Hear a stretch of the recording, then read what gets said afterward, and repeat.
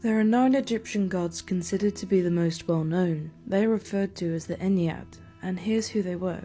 The sun god Atum, also known as Ra, created himself from the primordial waters. One day he either spat or ejaculated. That's gross. Oh, what'd it taste like? Bringing forth 2 children, Tefnut, goddess of rain, and Shu, goddess of air. The siblings, to no shock to anyone, get together, resulting in 2 grandchildren for Ra, Geb, the god of earth, and Nut, goddess of the sky. Nut was adorned with stars which she lifted to arc over her brother. Surprise, surprise, Geb and Nut also have children together, creating the 4 well-known gods: Osiris, Isis, Set, and Nephthys. Osiris was the god of agriculture, the underworld, and the dead. He matched with his sister Isis, goddess of motherhood and magic. This left Set, god of storms and violence, to be with his sister, Nephthys, god of death and darkness. Ra ruled as Egypt's first pharaoh, as well as arguably the most important deity to the ancient Egyptians.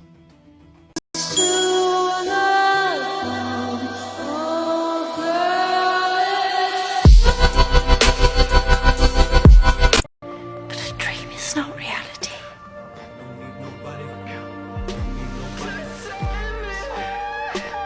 Who's to say which is which? Make me your Aphrodite, make me your one and only. Don't make me your enemy, your enemy, your enemy. So you wanna play with magic? Boy, you should know what you're falling for. Baby, do you dare to do this? 'Cause I'm coming at you like a dark horse. Spiritual times witchy history. The Egyptian goddess Isis, one of the most powerful goddesses of ancient Egypt. Egyptian goddess of healing, magic, death, rebirth, and life. Known as Queen of Queens, her name literally translates to she of the throne. Isis is known for her ankh, wings, and her headdress. Protector of women and bringer of magic.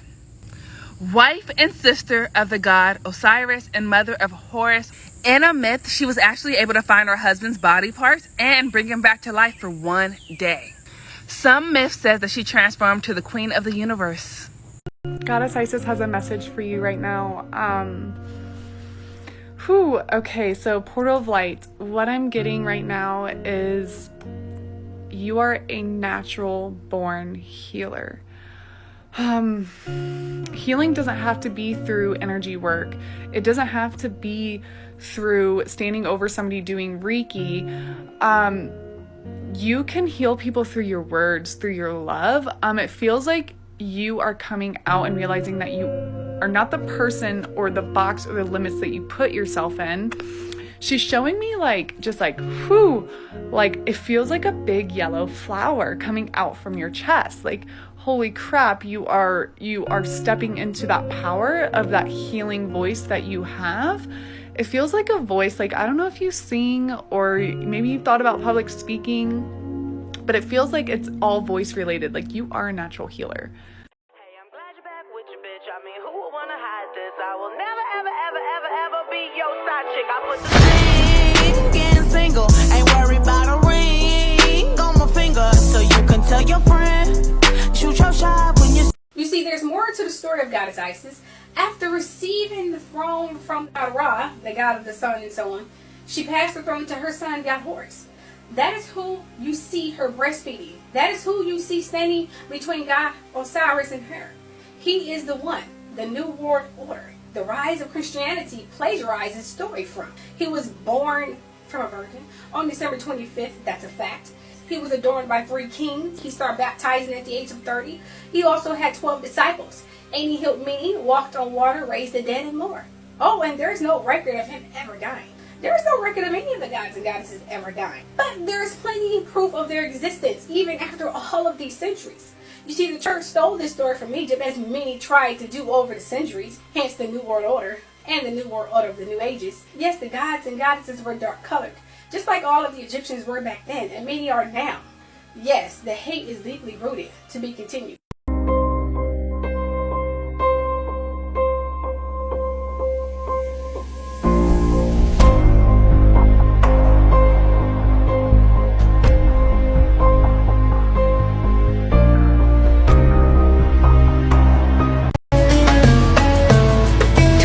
a temple in Aswan, Egypt.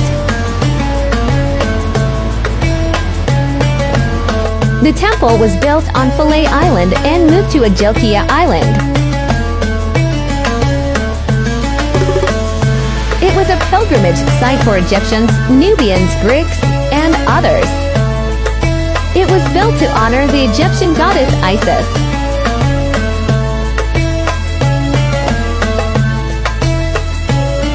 The temple dates back to the 6th century BC.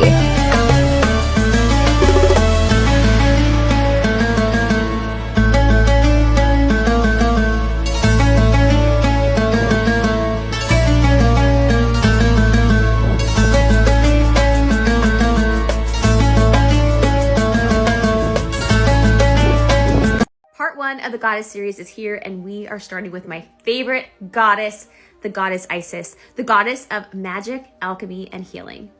Isis is an Egyptian goddess with magical AF powers. As in, she was able to resurrect her husband from the dead.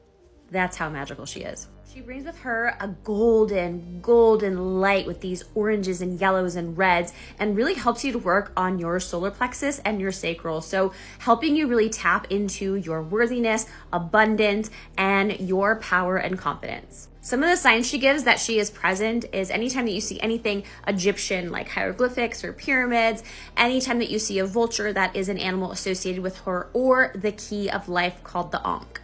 I love to call on her whenever I want to step more into my divine feminine power, and also my healing and manifestation capabilities when I really want to turn that dial up.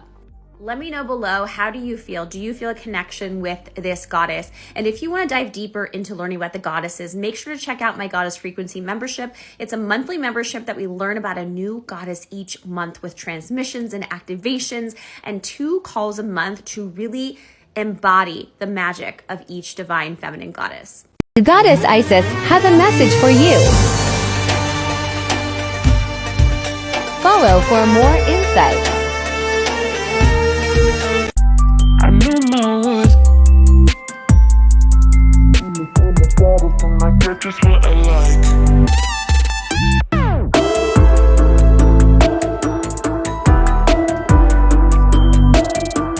So I'm leaving you behind. I could be darker than your nightmare.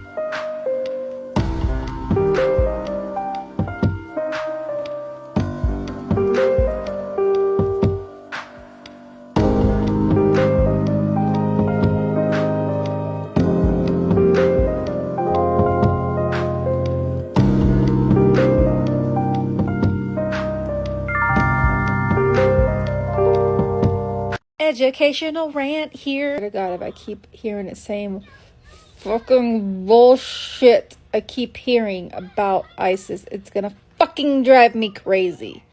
She is not just a mother / fertility goddess. She's way more than that.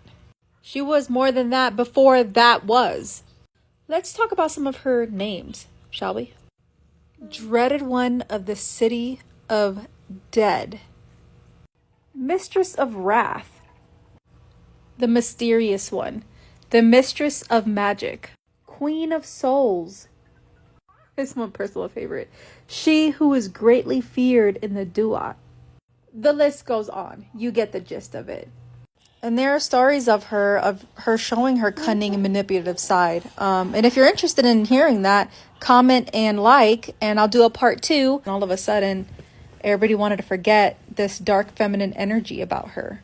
I feel like it chaps my ass so much because I feel like they do this with modern women as well. We get married, have kids, and all of a sudden we're docile, sweet creatures.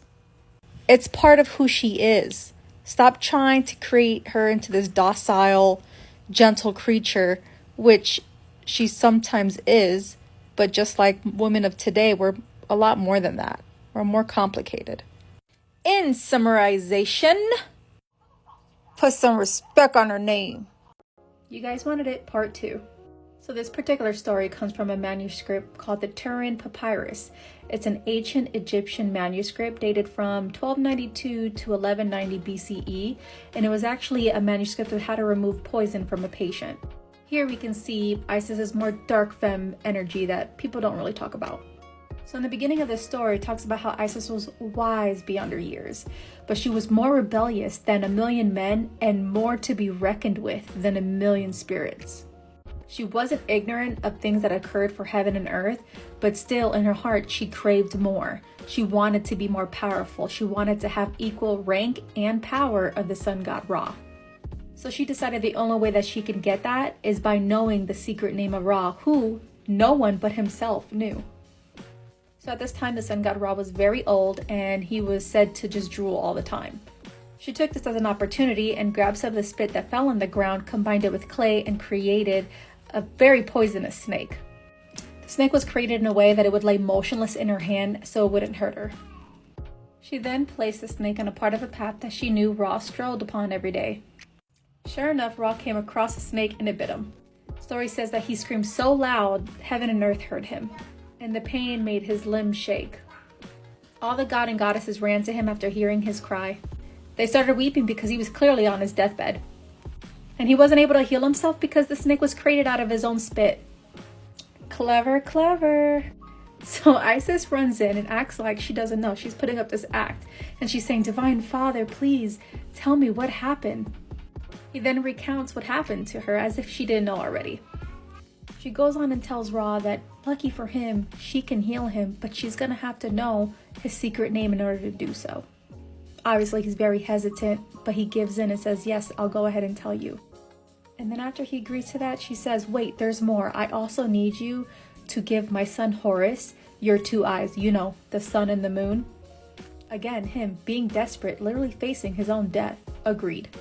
And Isis became the most powerful goddess next to Ra. So she gained 2 important things by means of deception. For herself, she achieves equality with the most powerful god Ra. And she secures additional power by having Ra bequeath her son and moon for eyes. So by using trickery and deception, she broke the divine glass ceiling. She was willing to gamble with his life for power. Cunning, deceptive, manipulative, and a trickster. She's got layers. Comment if you enjoyed the story. The great towers of Philae are dominated by the temple's primary deity. Carvings on the great towers show pharaohs smiting the enemies of Egypt and offering their severed heads to the goddess. Inside, she appears in lavish scenes that cover every column. And in the innermost sanctum, encased inside a decorative shrine, she is represented as a gleaming statue. This is Isis, goddess of rebirth and life. For centuries, this holy temple is a center for her cult.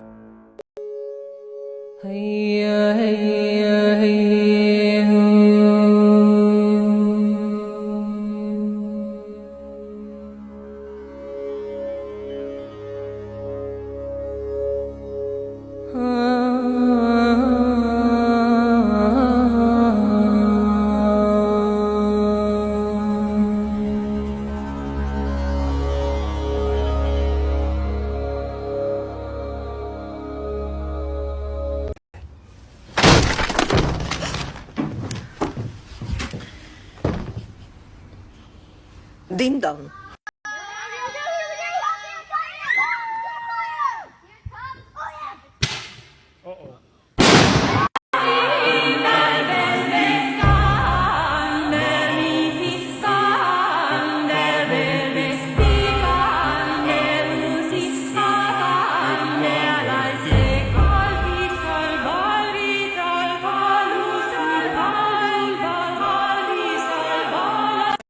Gentleman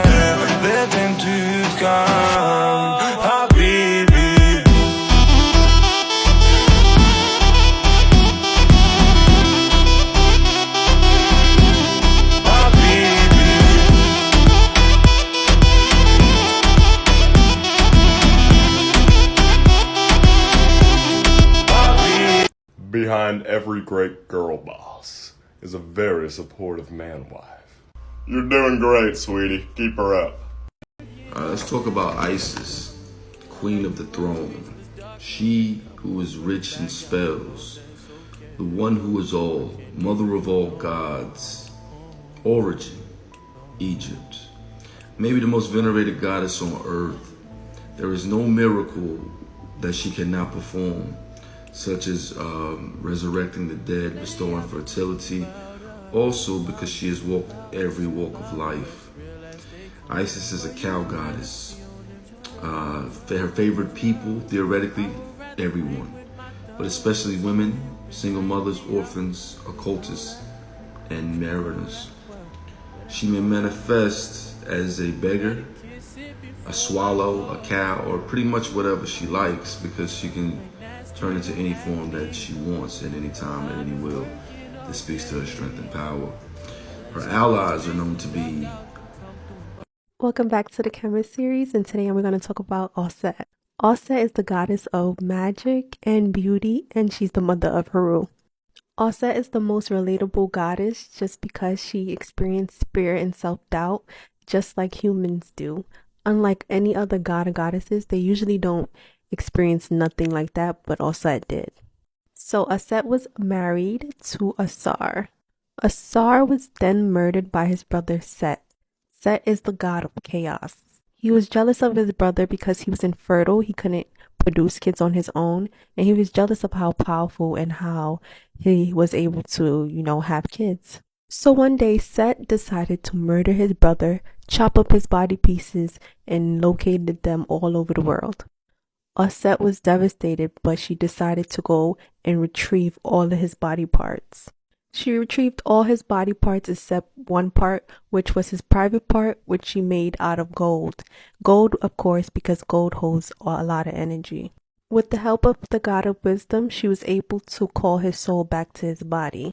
They knew that the soul never dies, so they knew that his soul was somewhere out there. When she called his soul back to his body, she was able to mate with him one last time to conceive their child. After Aset got pregnant, she had to hide out to make sure that Set would not destroy anything. After he was born, Kemet was basically in chaos because, the god of chaos was now ruling and it was just out of control. She had to make sure that she was raising Heru correctly and training him to make sure that when he gets older, he's able to fight Set to bring back harmony to ancient Kemet. This gives me the vibe of duality because Set is chaos and Heru is the savior to restore balance. Also, Auset, Asar, and Heru was the first trinity. Thankfully, Heru successfully grew up and was able to defeat his uncle and restore back peace to ancient Kemet. But if it wasn't for beautiful Auset, that would have never happened. And I love this story because it gives women their props. And even though she had fear and doubt in herself, she was able to accomplish a lot of things. Make sure you guys follow to learn more. Attention Cracker Barrel guests, the time is 3 o'clock and we have been closed for 1 hour. At this time, Lori has been authorized to chase the guests around with kitchen utensils. Thank you, and may God have mercy on your souls. What message does Goddess Isis have for you?